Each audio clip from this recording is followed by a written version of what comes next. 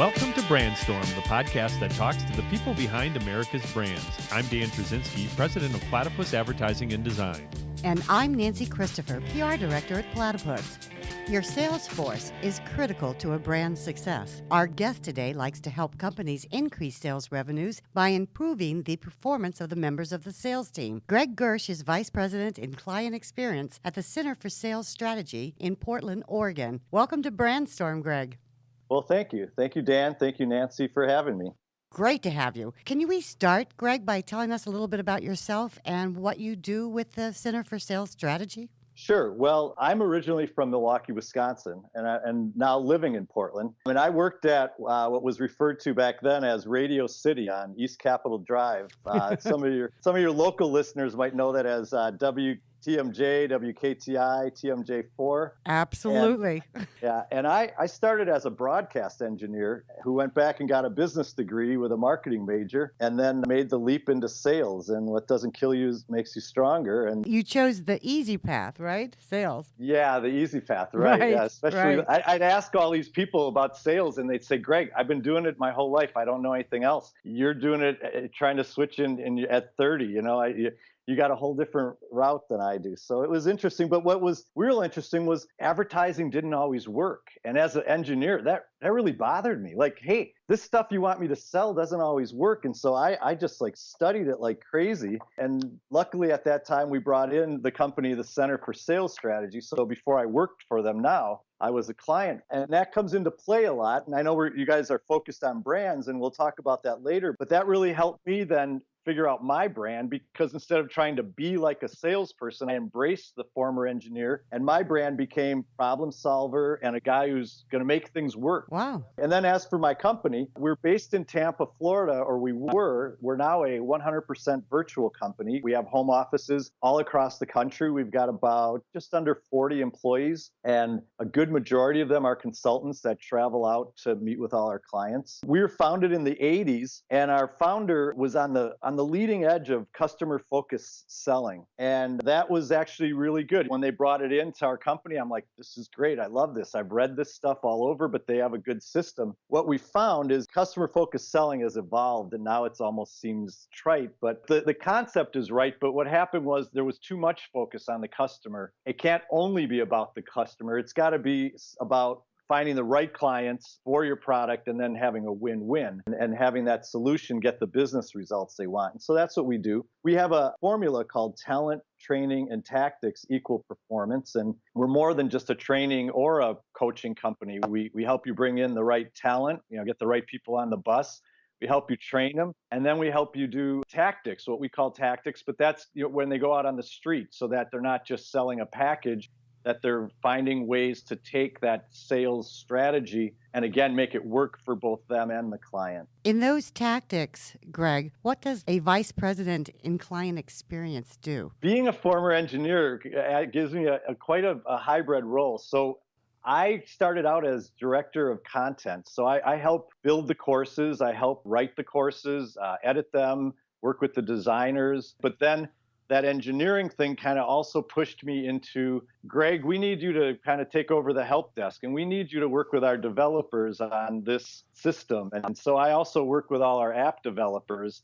And so the client experience is basically anything the client touches, the content, the systems. So what kind of clients do you work for? I mean, you don't have to name them specifically. If there's confidentiality, I would understand that. But what sectors of the market do you work in? So our focus all the way back to the 80s has been working with the media industry. And that's radio, TV, print. I mean, we work with most of the top organizations in most types of media, including digital media. We've been working more with B2B categories, and that's because our product works well for anyone that is selling a portfolio of products that you would need to find out and work with the client on creating a solution, a custom solution, a tailored solution, and then also where you'd have a continuing business relationship. So there's a lot of transactional business still out there, and we can help a little, but we're probably more for when you're working with those direct clients and those clients where you're shoulder to shoulder developing a solution with them. So what are some of the problems you help solve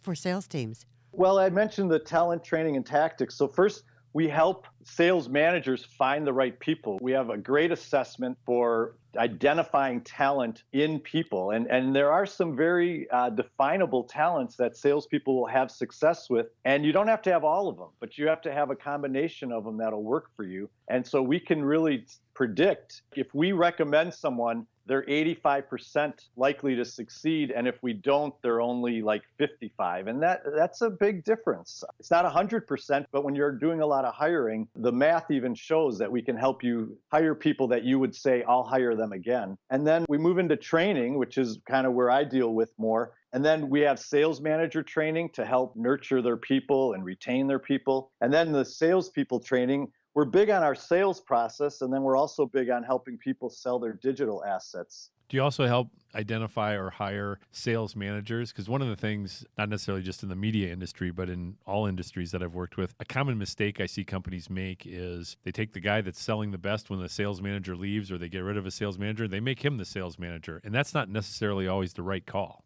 Exactly. The best salesperson is often not the best sales manager. And we do have an assessment for that. It's the profit center manager. And so it does look at not only how to deal with people, but also how do they manage a profit center and how are they good with dealing with just all of it, the expenses, the revenue. You were mentioning when you were talking about some of the problems that you help solve, there were some combinations that you say you don't have to have all of them, but a lot of them together are important to be a salesperson. What are some of those combinations that make a good salesperson?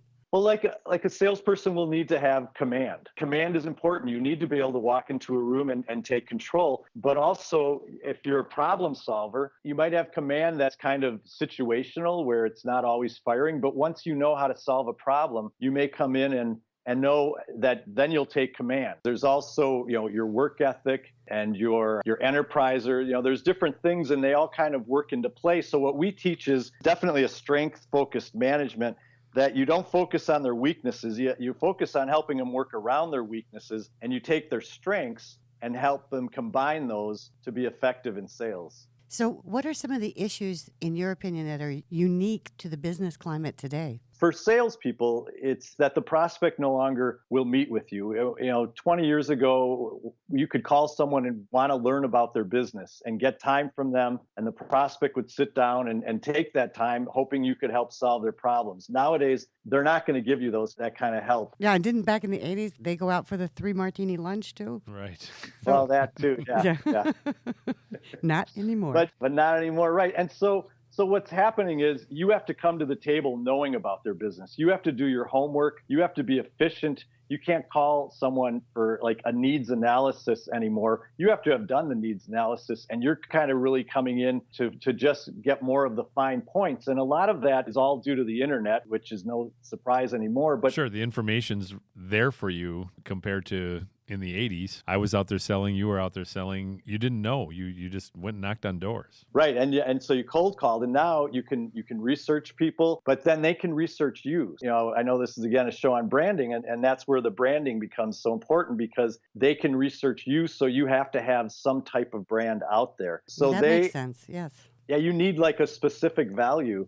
And so that's a unique, I'll call it a change and a problem in the business thing today, is salespeople can no longer cold call and just rely on their company name. They have to have a brand in themselves, because the client already can get all that information on your company online. They don't need you for that. They want to know, what's it going to be like working with you? What specific value do you bring to the equation? How do you help salespeople enhance their personal brand? We do that with training and one-on-one coaching. And we have a course called Brand and Connect, and I'll use that as a reference just because it's a good example of the process. Because first, a salesperson has to figure out their brand. They got to figure out what makes them unique.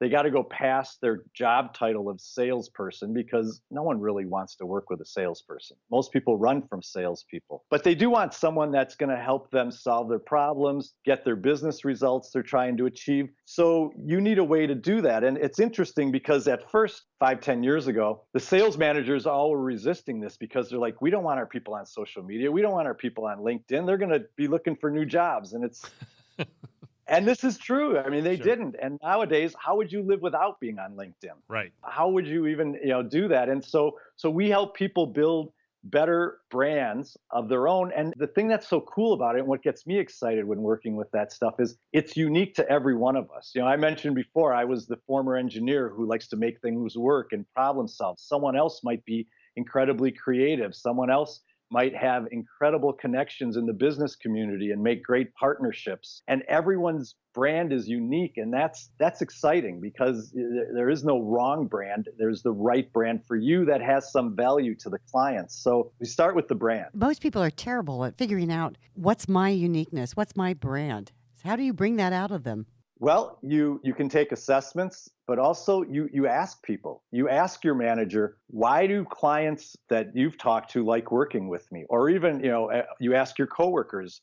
It's amazing. You could just send out an email to your coworkers and just say, I'm working on my brand. And in 3 short phrases, how would you describe how I do business? And so it's getting that kind of informal 360 interview going, because other people will tell you stuff that you have a block. It's hard to write about yourself.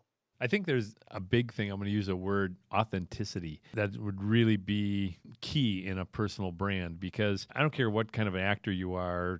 I've had a zillion salespeople call on me over the years. You have to be who you are in order to make that work, wouldn't you think? Right. I mean, I used to tell my salespeople, I said, when in doubt, just tell the truth. Right. And it almost sounds like bad, but it's like people work so hard to think about, what should I say? What should I say? And it's like, well, why do you want to call them? Well, why do you think you could help them?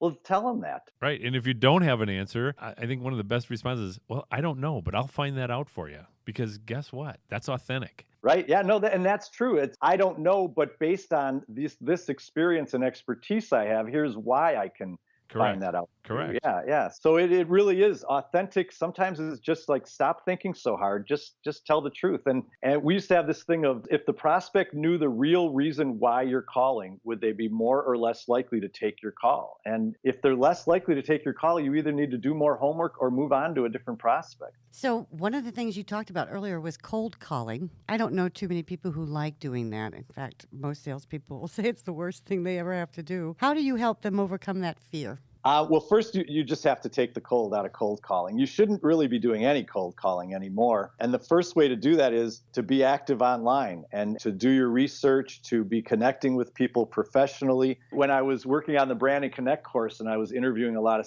of the more successful salespeople, we talk a lot about having a valid business reason, a VBR, which is familiar to some of your audience, but it's your real reason for contacting them. And often, it takes a pretty good VBR to get to top people in an organization. But some salespeople would say, well, I struck up a conversation online and connected with this person on LinkedIn. And then 2 weeks later, I used the fact that we were connected on LinkedIn to get a meeting. Sure. So sometimes it's that simple. Other times you could work months on trying to get that first meeting. Before the internet, which some of us actually remember, it was hard to warm up a cold call. But now with online, you should really have no excuse. There's ways to find those people and warm up yourself. Weave yourself into their circles, right? And right. comment on their posts. Another thing that's real important about like online branding is they may not see the things you post in real time, but you can almost be sure that when you start calling them and emailing them, they're going to probably go, Who is this Dan guy who keeps calling me? And they're going to look you up. I do it all the time. I do it all the time. Even in job interviews, that type of thing. I mean, before I do anything, I'll look up people online or, agree to meet with somebody. I think that's very valid. And so that's why it's so important nowadays for people to get an online brand of some sort out there before they're even calling on someone. What are the biggest reasons salespeople fail? So why do they fail? I mean, there's a lot of turnover in sales departments. Do you see any common links, even if you go through these assessments and stuff ahead of time? Lack of commission.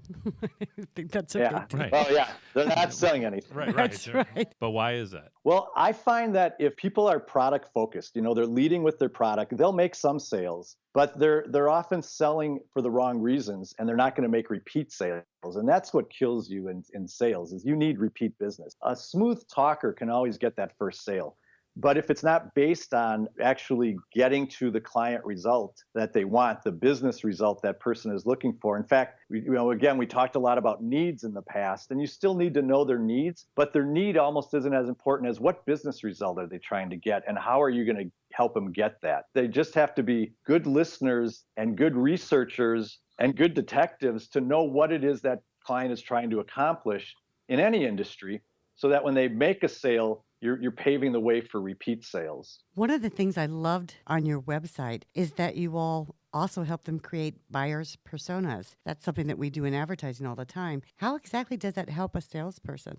Well, I think it's the same way that it helps in marketing. Is it helps them define who it is they're looking for. It helps them personify, which I guess that's where the word comes from. And it helps them really like zero in. Besides personas, we also have some filters, like ideal customer filters that we use, and they play off the persona of, do these people have the right amount of money? Do they have the right fit? Do you have access? And you'll know all those answers better when you can kind of create a persona of who you're going after. It's really a tool to help salespeople select better prospects, because although it's good to put a lot in the top of the funnel, you want to quickly narrow to the best people. You don't have time to work on everyone, so you really need a filter, and that persona helps act also as a filter for you. I'm a service business. And I need to hone my sales staff. I got a department of 3 or 4 people out there. What can I typically see